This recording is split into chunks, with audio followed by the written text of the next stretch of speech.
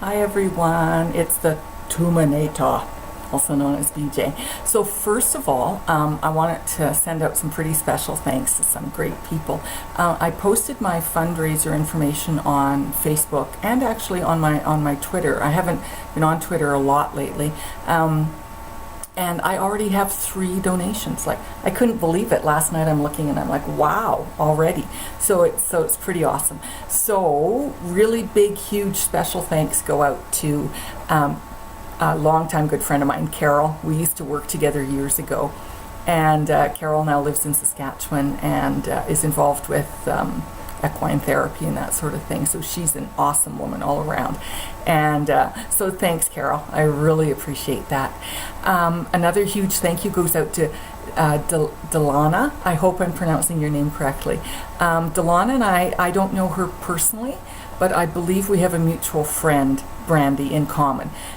So a huge thank you, Delana. That's awesome. I really appreciate your donation. And it's great. And I also loved what both you and Carol had said in the comments to me, and I really appreciate that. It's very thoughtful of you. My third donation is from, has chosen to be anonymous. However, I am notified by email when I do get a donation. So personally, I do know who this person is, and I'll respect that they would like to remain anonymous. However, I am going to say a huge thank you. And I've known this person for about, we were just talking about that the other night on the phone actually. It must be 3 or 4 years, I'm thinking. And this person is a wonderful person, a huge animal lover as well. This person has 2 great dogs. So a huge, huge thank you for your donation as well. It's all appreciated, trust me. And I know how hard everybody works for every dollar that we have. And that was something else I wanted to mention too. Is so many of my friends, most of them actually, here in Calgary especially, we've been hit hard with the economy and the downturn in oil and gas. So a lot of my friends are either laid off or laid off and then retired, self-employed, or they're on contract. So that's a tough situation. Everybody is struggling for every dollar they earn.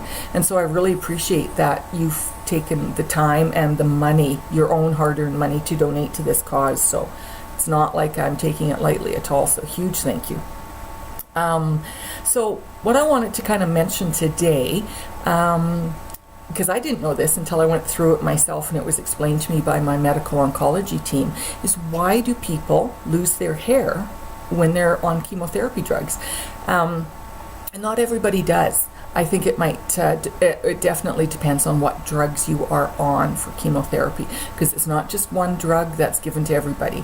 I was going to look up the 2 that I was on and tell you. I know one of them was docetaxel, and the other one started with a C, like cyclophosphamide or something. And I was told when I first met with the medical oncologist that yes, I would be losing my hair because of that's a side effect of these 2 drugs. And how chemotherapy works is that the chemotherapy drugs, like, it's called chemotherapy, but it's not like it's just one drug, right? How it works is that these drugs attack the quickly dividing cells of the body. And those cells are cancer cells, hair follicle cells, your digestive tract, your GI tract, upper and lower, right from your mouth to the other end, and also your bone marrow. And so that's kind of why you feel kind of crappy. So these chemotherapy drugs attack all of those because they're all quickly dividing cells. And the chemotherapy drugs, at this point, they haven't been developed enough. They cannot tell, oh, this is a cancer cell, I'm just going to attack that. They don't know that, these cancer cells at this point of research and study. So they just attack everything that grows quickly. So you can imagine your poor bone marrow is trying to grow and it's being attacked. So, allergies, it's that time of the year, right?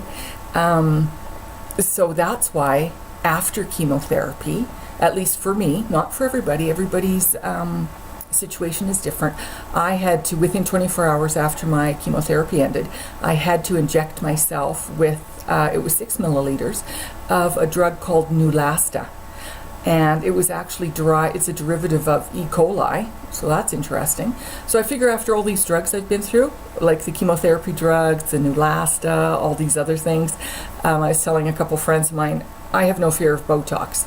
You know, if I choose to do that down the road, it's like, yep, load me up. I've done the E. coli drug, I'm fine. And what Neulasta does, it tells the bone marrow to create more white blood cells, because white blood cells you need to fight infection, and chemotherapy of course wipes that out. So you're more susceptible to infections and illness, so you do have to be careful. Plenty of really good hand washing techniques are important. Hand sanitizer you can use, all that sort of thing. So your poor bone marrow at that point is getting it from both ends. The chemo is killing it, and then the Neulasta is telling it to hurry up and grow new white blood cells. So that's why just severe debilitating bone pain for me was one of the major side effects. Just a second, I'm going to grab a Kleenex here. I don't know, I don't want to be sniffing throughout this. So excuse me. That was one of the big side effects. And I was on and continue to be on a great pain medication called tramadol with acetaminophen. Tramadol is a non-opioid pain medicine, so that's great. And actually I was talking to the triage nurse at the medical oncology department at Tom Baker Cancer Center about 2 weeks ago, because the pain I was in from another drug I'm currently on, which I'll talk about in a minute, was getting, it was bad. And this particular pain med just wasn't cutting it. And so I asked her if there was other options, and she said the next step would be an opioid drug such as Percocet. So I chose not to do that at this time, because I didn't know how it would affect me. I didn't want to be dopey. I didn't want to be unable to drive for my errands, or I didn't know what it would be like. So I said I would call, actually I need to call her this week and update her, let her know what it was like for me, and a couple weeks later. And so all of this pain that I'm in now is not related to chemo, but it's related to a hormone blocking therapy drug that I need to take for 5 years. And this drug is called letrozole. And what it does is it discourages any growth of estrogen, progesterone, the female hormones. And that's because of the type of breast cancer I had. It was ER, PR positive and HER2 positive. So what that means is estrogen receptor positive, progesterone receptor positive. And HER2 is another receptor, and that was positive. So in the breast cancer, lottery of life, as my surgeon said, I was really lucky. Having all three of those positive are good, because then they can tell how the cancer is being fed, and it's being fed through the female hormones. So that gave them an idea of what type of chemo I would need and how to proceed from there. And that little noise you just heard was my phone. Okay, I forgot to turn it down. I'm going to turn it down right now because I don't want it to disturb us. I don't know if let's see here. I meant to do that before I started the video, but of course I forgot. There we go.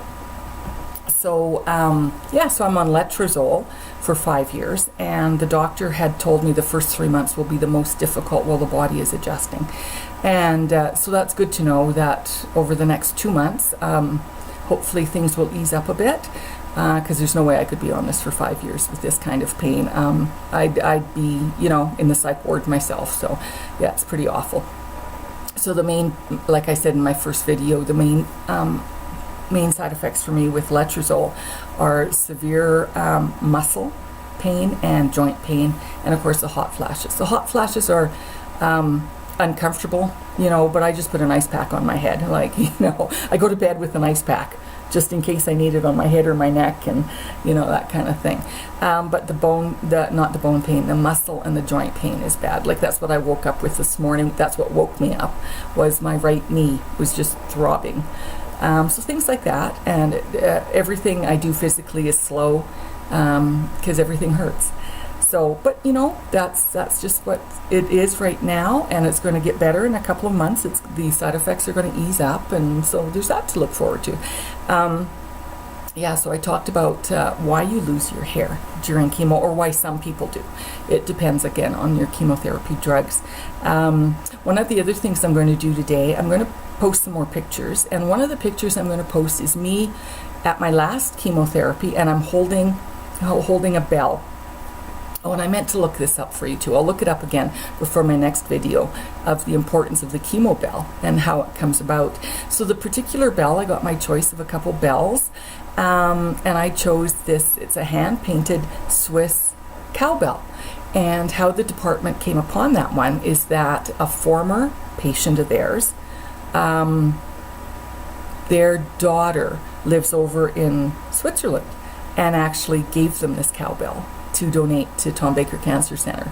So I thought that was pretty unique, and it's a beautiful, beautiful bell. So I'm going to post a picture of me holding that. And, I got to ring it. That's kind of a tradition when you're done your chemotherapy sessions, is you ring it, and all the other patients clap for you. And so that's kind of nice. Again, I don't know the history of that, but I'm going to look that up. And I'll talk about that in my next video, so that's kind of interesting. I also wanted to let you know on the financial front, and I also want to give a huge kudos to my landlord. I've been in this house for about 2.5 years. I love it. I love the neighborhood. It's an older house. It's got some character. A nice backyard for the dogs, and my landlord has simply been outstanding. He texted me probably about a month and a half ago, asking if I had changed energy suppliers like Direct Energy or NMAX or whatever. And I said, no, I'm with NMAX. I always have been. And he said, oh, because I got this bill from Direct Energy for gas. And I'm like, oh, okay. I said, I thought you were paying for the gas, because I looked at my NMAX bill then, and there's been water and sewage and electric, but nothing for gas. So I thought he was covering it. And he goes, no, I'm not covering it. That was something for you, for the tenant to look after. And I'm like, oh, well, let me look into this and everything. And then I called NMAX right away that evening, and they're awesome. And they said, yeah. I said, can you add gas to my bill? And so my landlord had this bill from Direct Energy, which perhaps the previous tenants had, and it was for a year, like last year. And I just thought, well, that's weird. Like, I don't know, somebody's accounting got screwed up, I guess, at Direct Energy.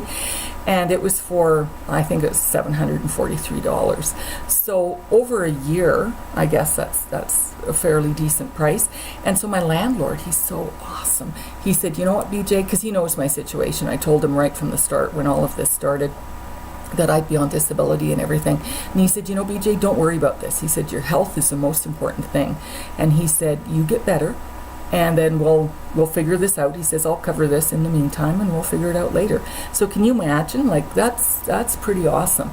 So what I did with this month's rent is I put an extra $50 on that to go towards that bill. So, because, I wanted, he knows I'm a good tenant, but also in good faith, a little bit to go to him. So anything to help, kind of thing. So, that kind of kicked me in the butt too, thinking, okay, maybe you should start this fundraiser thing, and all that sort of thing. So that was, that's kind of part of the idea behind this was, okay, yeah, I am going to need some help.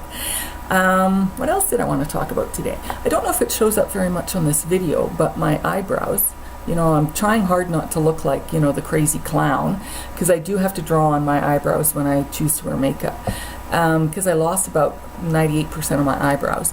And even though, I don't know if you can see it because it's quite bright in here, even though the eyebrow pencil I'm using is medium brown, I still find it's too dark, and I have to take a lot off with a Q-tip.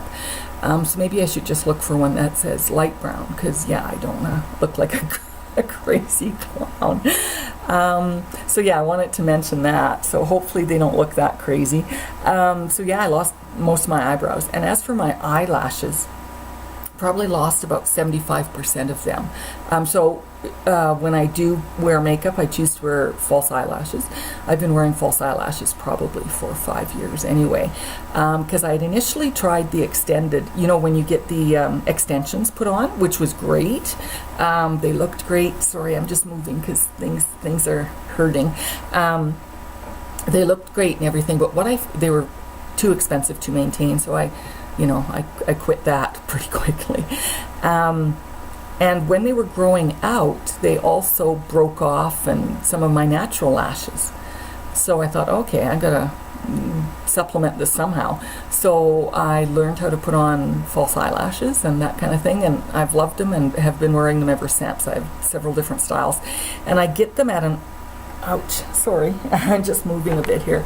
I get them online from a place in the States where everything on that site is $1. So with the exchange, it might be $1.30 for a pair of eyelashes. So for me, that's pretty affordable. And I can wear them for weeks. Like, you take them off, you clean them, you look after them, and they'll last for weeks. So $1 a pair, that's pretty good. What else did I want to tell you? Yesterday was a beautiful day here in Calgary, and I was thrilled to be able to get out in the backyard and finally do doggy poop patrol. So I was glad I did that. I can usually do about 1, maybe 2 things a day, and then that's it. And today on my, I'm looking around at the rug, I'm thinking maybe I'd like to vacuum. I'll see if I can manage that. But I've grown kind of fond to all the pet hair on it, so we'll see.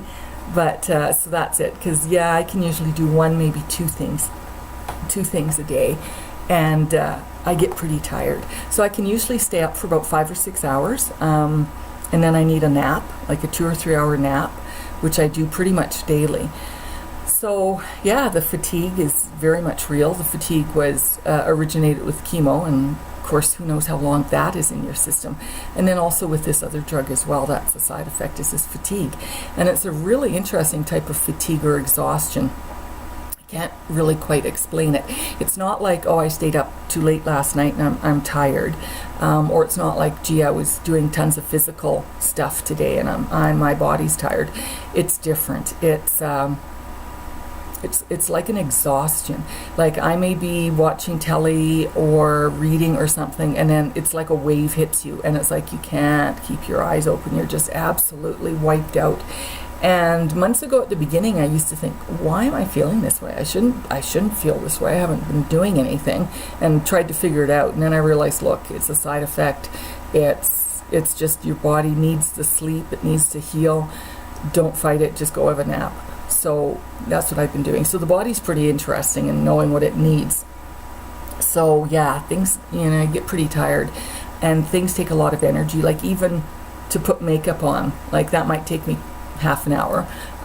It used to take me maybe 20 minutes, but things are a little slower these days. And when I'm done that, it's like, oh, okay, I'm exhausted, time for a nap. Like, seriously, things just tire you out in a different way. And the last thing I'm going to mention and talk about is my hair. You can't see it, but I was really surprised because I can see it in my close-up makeup mirror and stuff.